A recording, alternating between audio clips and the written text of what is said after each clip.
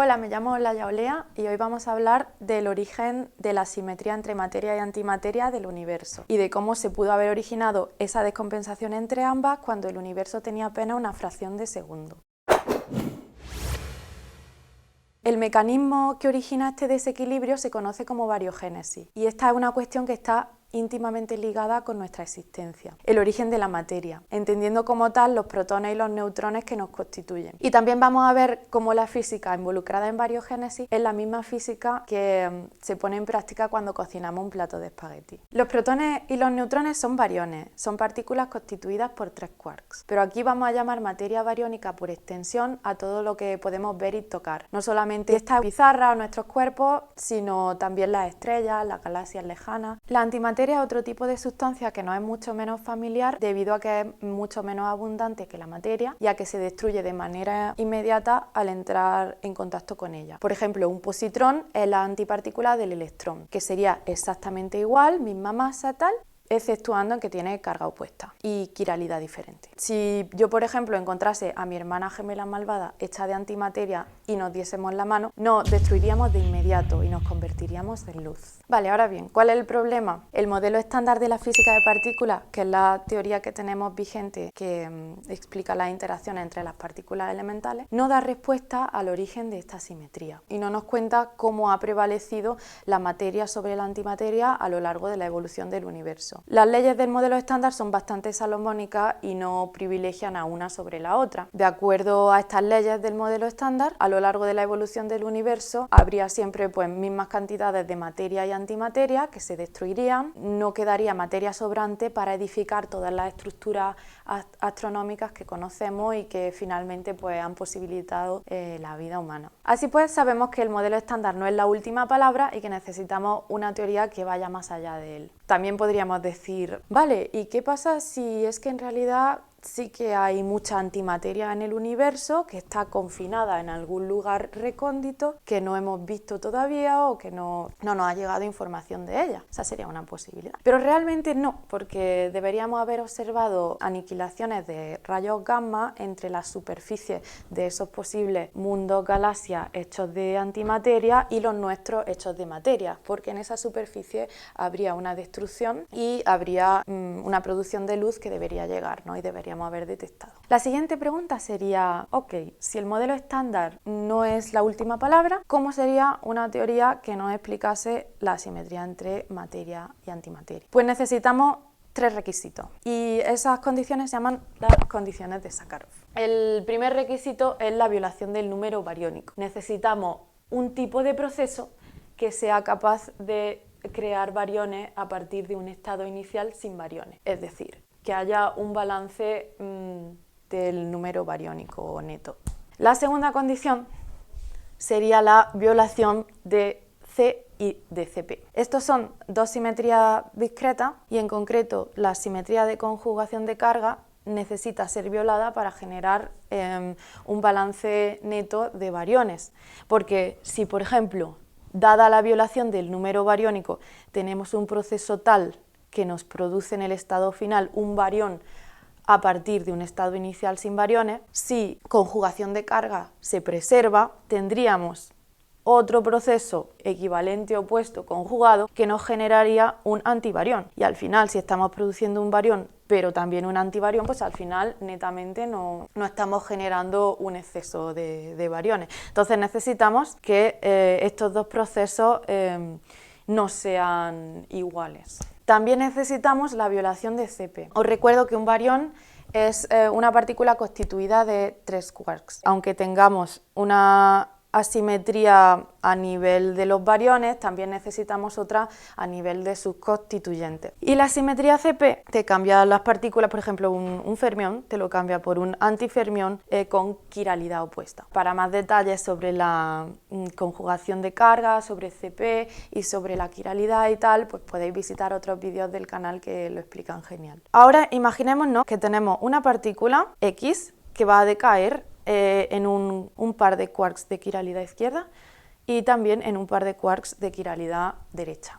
Pues si tenemos la violación de C, esta reacción no va a ser igual a esta. Y podríamos decir, vale, pues ya estamos generando la simetría porque tenemos aquí un proceso que nos produce quarks y que no es el mismo que nos produce los antiquarks, ambos de quiralidad izquierda. Pero bueno, vamos a tener también la partícula decayendo en quarks derechos y al final, cuando tenemos en cuenta las dos reacciones, consideramos aquí el efecto neto de las reacciones que producen quarks izquierdos y quarks derechos. Si tenemos la conservación de Cp, pues vamos a generar la misma cantidad de antiquarks derechos y antiquarks izquierdos. Y al final, pues el balance neto es que no generamos la simetría de bariones que queremos generar. Por último, aunque tengamos procesos que nos violen el número bariónico, que nos violen la conjugación de carga y que nos violen Cp, necesitamos estar en un ambiente fuera del equilibrio térmico. Si existe el equilibrio térmico, aunque tengamos esos procesos que nos violan las simetrías que necesitamos, va a haber una reacción inversa que deshaga el trabajo de la reacción directa. Un barión, pues en equilibrio térmico, ese barión va a interactuar con otra cosa y se va a destruir. Entonces necesitamos un ambiente fuera del equilibrio térmico. Los procesos fuera del equilibrio térmico son los que permiten definir una flecha del tiempo. Estos procesos irreversibles son los que permiten que el tiempo avance. Entonces, ¿cómo podemos conseguir un ambiente fuera de equilibrio térmico en la evolución del universo? Pues lo que necesitamos es que el ritmo de generación de procesos asimétricos sea menor que la expansión del universo. Por ejemplo, si yo soy una partícula que quiere interactuar con otra partícula, debo hacerlo a un ritmo más rápido que la expansión del universo, porque de lo contrario, como el universo se está expandiendo, la otra partícula se alejará cada vez más de mí y me será más difícil encontrarla y la reacción será ineficiente. Pues entonces necesitamos que esa reacción inversa que destruye los bariones sea ineficiente. Una propuesta muy popular que proporciona interacciones fuera del equilibrio térmico en la evolución del universo es la transición de fase electrodébil de primer orden. Una transición de fase es un cambio en las propiedades físico-químicas de una sustancia y estamos familiarizados con esto porque, por ejemplo, es lo que ocurre cuando el agua pasa de líquido a gaseoso o cuando se congela. El proceso por el que las partículas obtienen su masa también es una transición de fase. Las masas de las partículas en el modelo estándar son proporcionales a lo que se llama el valor esperado en el vacío del campo de Higgs, que es una especie de mínimo energético en el potencial que describe la densidad de energía libre del campo de Higgs. Si el mínimo energético es cero, las masas de las partículas pues, van a ser cero, pero sin embargo si tiene un valor concreto, bueno, pues las partículas tendrán una masa determinada proporcional a este valor. El momento en el universo primitivo, cuando las partículas adquieren su masa,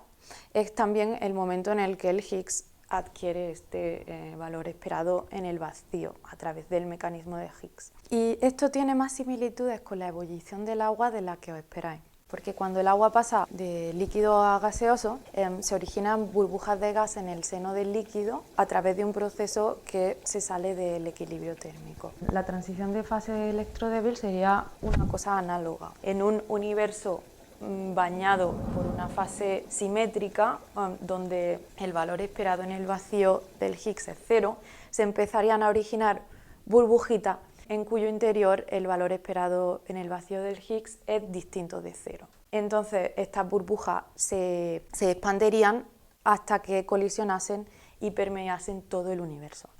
Y en las colisiones de estas burbujas se generarían ondas gravitacionales, que podríamos medir hoy en día con experimentos que estarán preparados pronto para empezar a tomar datos. Y esto sería una cosa muy guay porque tendríamos una medición de un momento que habría ocurrido 10 elevado a menos 11 segundos después del Big Bang aproximadamente. Ese tipo de cosas a mí me alegran el día. Entonces las paredes de la burbuja que interpolan entre estas dos fases sería donde habría una atmósfera, un ambiente apropiado fuera del equilibrio térmico.